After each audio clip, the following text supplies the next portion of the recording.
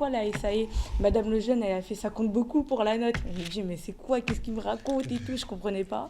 Et du coup, j'ai fait des recherches et tout. Je cherchais sur Internet, sur YouTube, mais je voyais juste des simulations en fait de SAE. Je voyais pas à quoi ça servait.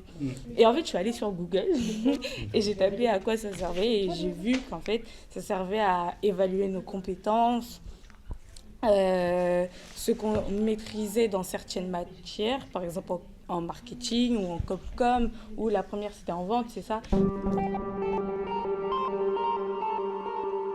Salut les pédagogues. Pour ce premier épisode, on vous emmène à Sarcelles, dans le cadre du BUT Technique de commercialisation, afin d'y suivre une situation d'apprentissage et d'évaluation, une SAE, comme Shaina nous l'a présenté en introduction. Mais sapristi, qu'est-ce que c'est que ces saugrenues SAE que cette étudiante est censée savoir déceler les subtilités? Bienvenue dans Novagogie, le podcast des innovations pédagogiques de l'Alliance CY, premier épisode d'immersion SAE à Sarcelles.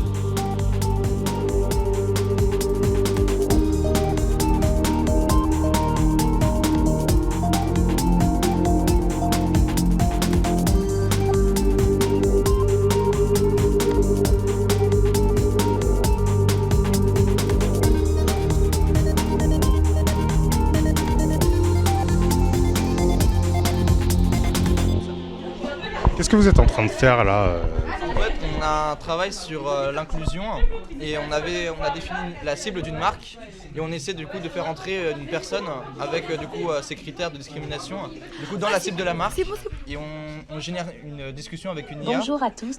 Voilà. Et là du coup elle vient de finir de se télécharger donc.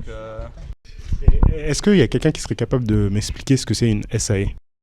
Ok, moi je m'appelle Aminta. Et pour définir une SAE, je dirais que c'est une semaine où on met en pratique nos cours en rapport avec des entreprises, notamment pour la première SAE. Et des fois, on met juste, par exemple, on voit des notions en cours, on en voit beaucoup. Et lors d'une SAE, on prend une notion qu'on a vue en cours pour la mettre en pratique et vraiment faire la notion. Du coup, là, c'est le 3e jour de la SAE. Et durant ce jour, on doit générer un avatar. Et à travers lequel on doit faire passer un message d'empathie. Et en fait, l'avatar, il devra parler de son vécu, de tout ce qu'il a subi, parce qu'il a des critères, parce que c'est une personne discriminée. Donc nous, la nôtre, c'est une personne avec une origine ethnique, donc c'est une chinoise, et elle est handicapée, donc il lui manque une jambe. Et là, on doit générer un avatar, donc du coup, qui la représente. Et elle parle de son expérience, de son vécu, à travers tous les jours. Et voilà, donc on doit chercher des logiciels sur lesquels on la voit avec un fauteuil roulant et la faire parler, etc. On avait rendez-vous à 8h30 à l'amphithéâtre. C'est toujours le rendez-vous, on va dire, du matin à 8h30. Et là-bas, on nous explique tout le déroulé de la journée, tout ce qui va se passer. Et lorsqu'ils ont fini de nous donner les consignes, on peut aller dans nos salles. C'est des salles qui sont affectées. Dès le début de la semaine. Donc on va dans nos salles par groupe et c'est là qu'on commence le travail par rapport aux tâches qui nous ont été données, les tâches du matin et les tâches de l'après-midi. On a des pauses de 15 minutes. Donc les pauses, c'était de 10h30 à 10h45, il me semble. Ensuite, il y a la pause du midi. Et à 13h, du coup, on revient dans nos salles pour continuer. Et on a un travail à rendre à 16h45. Ouais. Enfin, c'est jusqu'à demain matin. Oui, on a un délai jusqu'à demain matin à 8h. Du coup, est-ce qu'il y en a qui veulent me parler de un peu ce que vous faites et de savoir, est-ce que vous avez l'habitude de faire des cours qui fonctionnent comme ça, quoi, où vous êtes un peu en autonomie, genre vous bougez dans tous les sens? Parce que là, en fait, on a fait tous les trucs et on voit que ça bouge, que ça vit. Est-ce que vous avez l'habitude de connaître ça ou c'est un truc qui est totalement nouveau pour vous?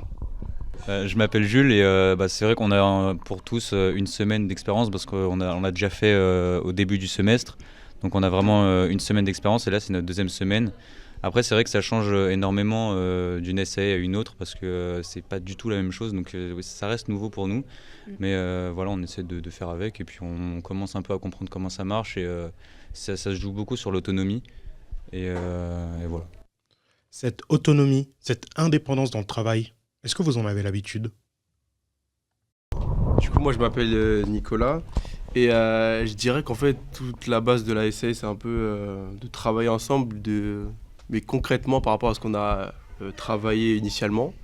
Et du coup, ça, c'est totalement nouveau par rapport au lycée, etc., parce que ça devient concret. Nous, en plus, parmi nous, il y a beaucoup de personnes qui veulent intégrer le monde du travail rapidement, directement après les études. Du coup, c'est super pour que ça soit concret et que ça représente vraiment le monde du travail en lui-même.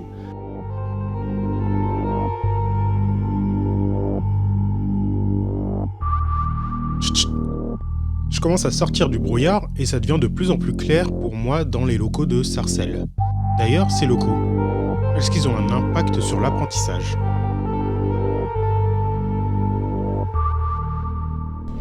Et du coup, là je regarde, il y a une cour de récréation.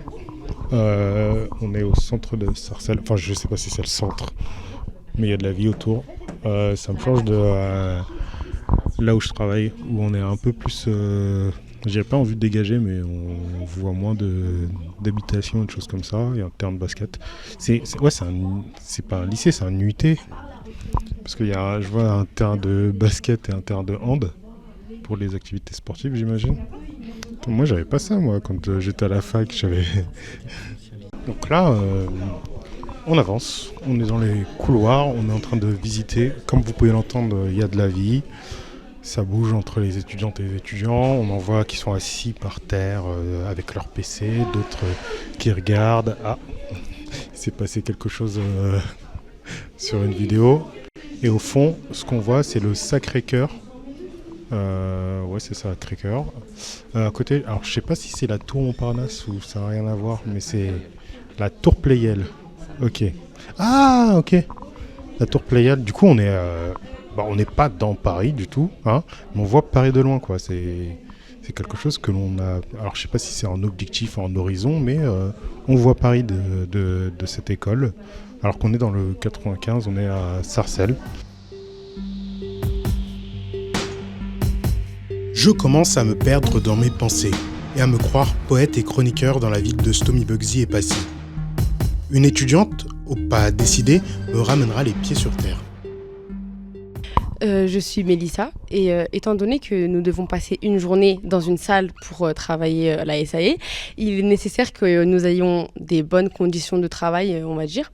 Et nous, vu que notre salle, elle était tout au fond et elle était très proche des travaux, ça nous fait mal à la tête et donc du coup ça nous permet de moins se concentrer parce que du coup on a besoin de faire vraiment des allers-retours dehors parce que c'est vraiment, des fois c'est étouffant et au début moi je pensais qu'il y avait ça qu'avec moi mais j'ai demandé aux autres et tout le monde, on avait besoin de faire des allers-retours dehors parce que des fois ça montait à la tête et du coup voilà, je trouve que c'est à retravailler. Le message est passé, Mélissa, merci. Et moi, de mon côté, je poursuis ma route vers une salle un peu isolée des autres groupes. Et là, on a fait le tour des différents espaces et je pense que vous vous sentez un peu bien loti avec ce lieu parce que on en a d'autres qui se plaignent un petit peu. Enfin, là, vous êtes un petit peu dans votre coin. Enfin, vous, est-ce que pour vous, c'est important le lieu quand vous travaillez et quand vous êtes en groupe et est-ce que vous pouvez m'en parler ? Moi c'est Laurine et ce qui est bien c'est qu'en fait nous notre groupe on est tout seul. Je sais pas si vous avez vu les autres mais ils sont toujours deux groupes. Nous on est tout seul, ça veut dire que on est concentré, on fait notre truc de notre côté. Du coup c'est encore mieux quoi.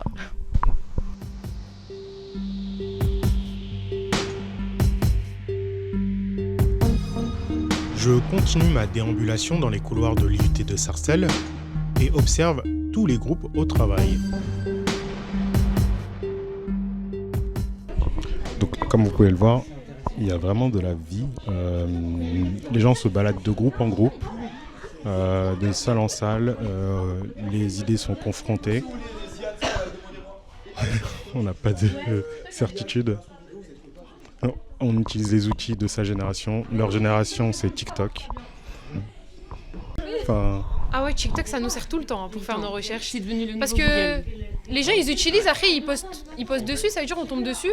On va dans les recherches. Là, par exemple, on a cherché Avatar et tout. Après, ça nous a mis l'application qui servait aux gens pour aller. C'est pour les intelligences. Parce que vu que TikTok, ils utilisent beaucoup les intelligences artificielles et que là, on en a besoin, on s'est directement dirigé vers TikTok.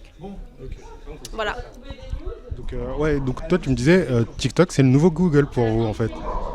nouveau Google, nouveau YouTube parce que déjà les formats ils sont plus courts et comme tout le monde utilise TikTok, c'est plus facile de trouver certaines informations. Je sais pas comment expliquer. Et même les réseaux en général, il n'y a pas que TikTok. Les réseaux en général, il y a trop de trucs maintenant dessus. Mais TikTok, c'est vrai, c'est la facilité sur YouTube parce que YouTube c'est souvent c'est long et tout, alors TikTok c'est plus court, ouais, ça va droit au but.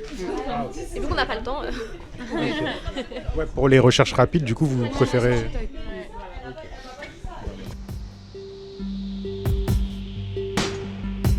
L'une des choses qui m'a le plus marqué lors de l'enregistrement, c'est que les tableaux blancs étaient blancs. C'est-à-dire qu'il n'y avait rien dessus. Pas une idée, pas un schéma, même pas un petit morpion, une licorne, rien. Rien du tout. Ouais, c'est pas un outil qu'on utilise habituellement. On est concentré sur l'ordinateur en fait. Alors qu'on devrait utiliser. Ouais.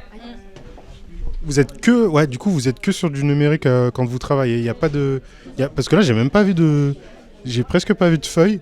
On est que sur du numérique. On utilise tous Google Doc, comme ça on partage tous en même temps et on C'est écrit plus tous en même temps. facile niveau gestion des documents. Mais c'est que pour là on utilise l'ordinateur, sinon habituellement en cours on utilise beaucoup les feuilles et tout parce que normalement on n'a pas le droit. À part si le prof. C'est qu'en SAE. Dans les cours magistraux, vous avez... Ça dépend les profs, mais la plupart des profs ils nous laissent pas dans les cours magistraux, c'est tout manuscrit. Tout manuscrit, ouais. Et du coup, c'est pas dans vos habitudes de prendre, d'écrire pour mettre vos idées et tout, c'est directement sur Google Doc. C'est ça. Oui. Ok. Merci beaucoup. Ok, j'ai compris. Cette génération utilise énormément les outils numériques. Mais moi, je fais comment si j'ai pas un PC pour travailler avec le reste de mon équipe? Du coup, vous travaillez avec vos PC ou comment ça se passe pour vous? Pour ceux qui ont des PC, ils peuvent les ramener, mais ceux qui n'en ont pas ou ceux qui les ont oubliés, ils peuvent aller à l'administration et déposer leur carte d'identité et en emprunter un, avec un chargeur aussi pour toute la journée. L'utilisation des outils numériques pose des questions techniques, mais aussi des questions philosophiques. Ça change tout. La soirée, le script, c'est très simple à faire. Ouais. Vive ChatGPT, je sais pas. Mais arrête. Désolé, mais j'utilise les outils qui me sont à disposition. Voilà. Les frères, ChatGPT, après, tu modifies, genre. Oui, t'en fous pas. C'est une bonne base, arrêtez. C'est un malade. Je suis pas un malade. Ok, Youba. Moi, si ça prouve me demande, je lui dis. Allez, désolé, monsieur. Vous n'avez rien entendu. C'est pas notre cas, monsieur. C'est pas un problème. C'est ce que j'allais dire. On a fait un colloque lundi où on parlait de comment on utilise ChatGPT dans une situation de SAE. On peut l'utiliser comme une base. Oui, moi je l'ai utilisé là. Mais... Tout le monde l'a utilisé. Ouais, voilà. Mais comme base, quoi. Comme base, parce que ça va pas être nos sources, c'est pas ce qui va être à l'appui, c'est juste avoir un début. Et après, on fait des. Ça nous donne une idée. Tu prends la forme, mais pas le fond.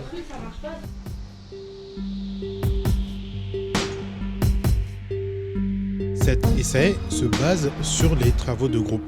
Mais est-ce naturel chez les étudiantes et étudiants?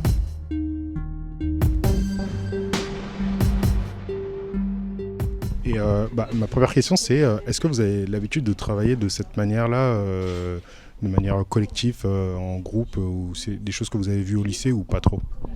Pas au lycée. C'est plus ici. On ne voit pas ça au lycée. Depuis qu'on est à l'UT, on fait que des travaux de groupe. Que des travaux de groupe. Et vous êtes à l'aise avec les travaux de groupe ou au début il y a eu besoin de un petit moment d'adaptation Non, moi j'aime pas trop ça, mais bon, on s'y adapte. Est-ce qu'il y a des... Moi ça va. Vu qu'on en fait beaucoup, je me suis habituée, donc c'est plus agréable. Et dans les travaux de groupe, c'est quoi qui te met un petit peu entre guillemets mal à l'aise? C'est que c'est le fait de devoir travailler avec d'autres personnes, le fait de devoir s'organiser, c'est à quels endroits C'est le fait de pouvoir s'organiser à plusieurs, c'est un peu compliqué. On en parle directement entre nous et on peut se partager directement le travail.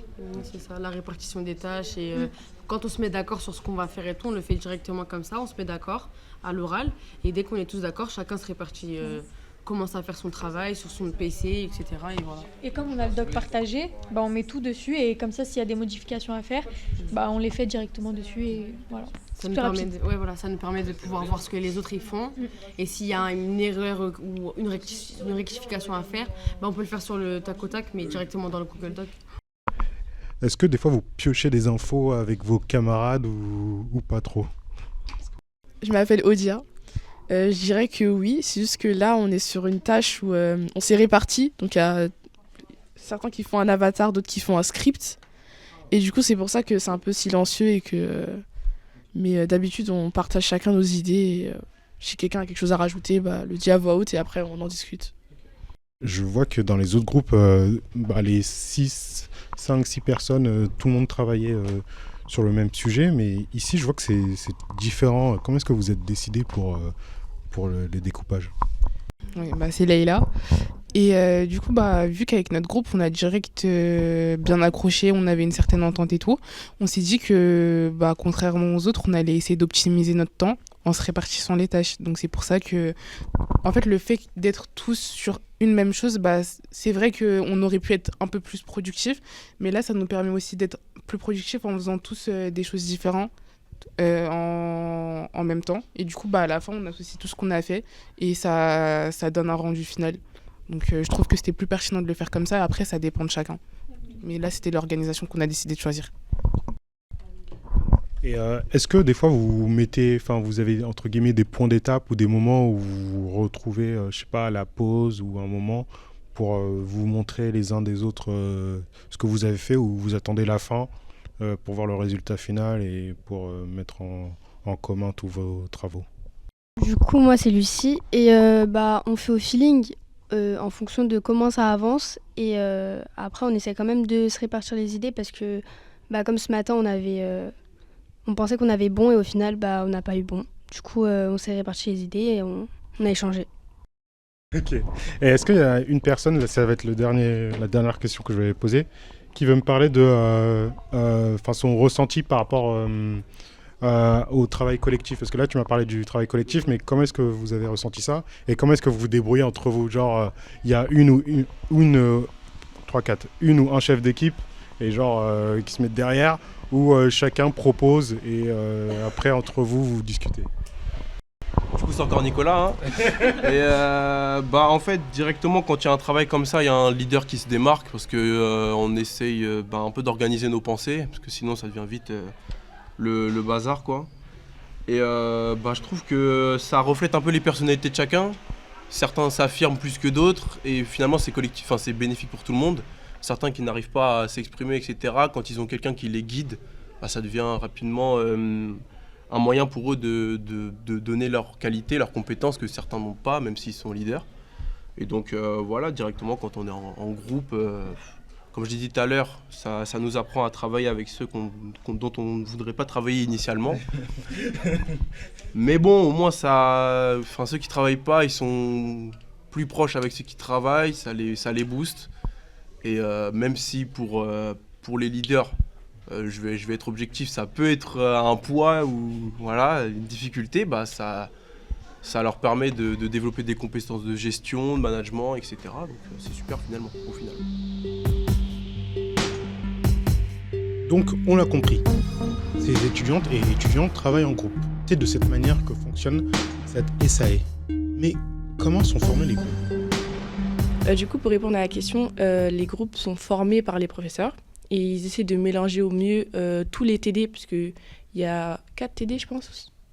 Il y en a 3 et on ne se connaît pas forcément. Du coup, ils mélangent entre les TD, entre les TP et aussi avec les ENEPS pour qu'on soit bien mélangé dans toute la promo. Et du coup, les interactions qu'on fait au sein des groupes, on a un travail à faire, on doit le faire ensemble et on a une charge de travail qui fait que si on ne se répartit pas le travail, on n'aura pas le temps de faire. Donc on n'a pas le choix, on se met ensemble. Les premières secondes au début, il y a le froid parce qu'on ne se connaît pas forcément tous, on est encore un peu au début de l'année. Donc on se répartit les tâches, chacun travaille de son côté, après on parle entre nous pour voir si le travail est bien fait, si c'est bien compris, tout ça. Donc les interactions se font parce qu'on est obligé quand c'est un travail en groupe. Et voilà, en venant en TC, on savait qu'il y avait beaucoup de travail en groupe, donc on a cette facilité, parce qu'on sait que ça va être ça toute l'année, donc autant s'y habituer et rentrer dans la pratique. Justement, là on a parlé de groupe de niveau. Ils en pensent quoi les étudiantes et étudiants? ça pourrait pas être fait comme ça parce que s'ils font ça, il y aura un déséquilibre. C'est-à-dire que s'ils font ça, ben, c'est sûr que les faibles vont se retrouver avec les faibles et les plus forts, ils vont se retrouver avec les plus forts et ils peuvent pas faire ça. Donc, ils ont dû équilibrer de façon plus juste. Normalement, je devrais dire ça. C'est-à-dire qu'au moins, de mélanger en fait, les forts un peu avec les faibles et les faibles avec un peu avec les forts. Je dirais comme ça. Quelle est la place des professeurs dans cette SAE marketing? Je n'ai pas voulu embêter plutôt Aïda Mimouni, enseignante-chercheuse à la voix cassée le jour de notre venue. Mais là, j'ai vraiment besoin d'une réponse. Je la vois tenter de se démultiplier pour répondre aux besoins nécessités des élèves, entre deux courses à travers les différentes salles de classe.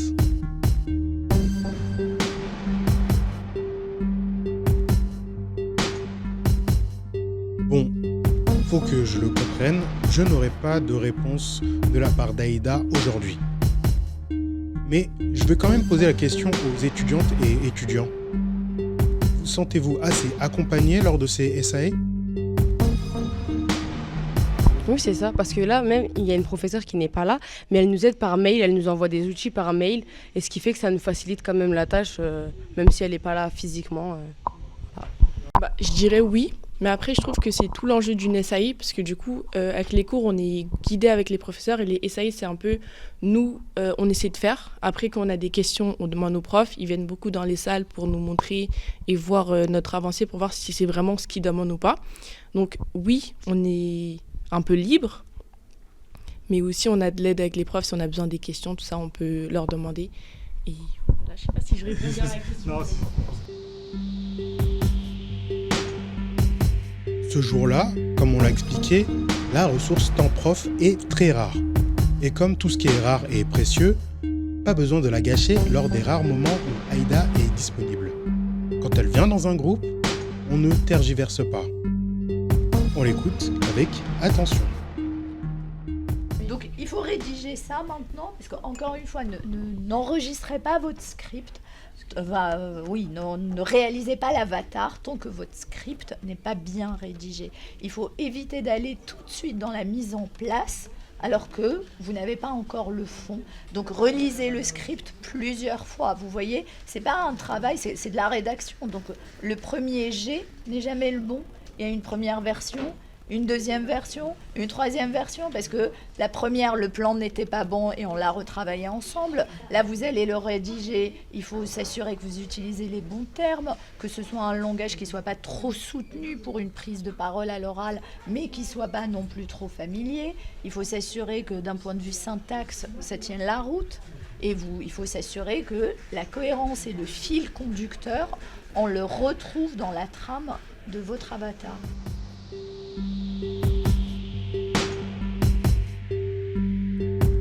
Sur quoi se base-t-on pour évaluer notre SAE? Comment une telle effervescence collective de créativité peut être recanalisée dans une notation? J'ai mené ma petite enquête et tout ne se fait pas par hasard. Ah, vous avez une sorte de barème pour les notes? Ils nous partagent la grille d'évaluation directement, comme ça on sait sur quoi se baser et tout. Et ça nous aide beaucoup d'ailleurs. Nous, elle nous partage tous les fichiers nécessaires sur Teams. Et donc du coup, on va sur Teams et on cherche, elle nous met des documents à notre disposition, dont la grille d'évaluation. Et nous, on se base dessus pour savoir déjà les critères qui vont être les plus importants, donc qui sont notés avec une plus grande note du coup. Donc du coup, dans les critères d'évaluation, c'est là que c'est bien détaillé tout ce qui est attendu dans notre travail, et c'est pour ça que nous, on se base beaucoup dessus. Par exemple, là, dans la grille d'évaluation, il y a écrit créativité, originalité. Nous, on n'allait pas forcément y penser. Mais donc, du coup, quand on consulte la grille d'évaluation, on va essayer d'adapter ça par rapport à leurs critères.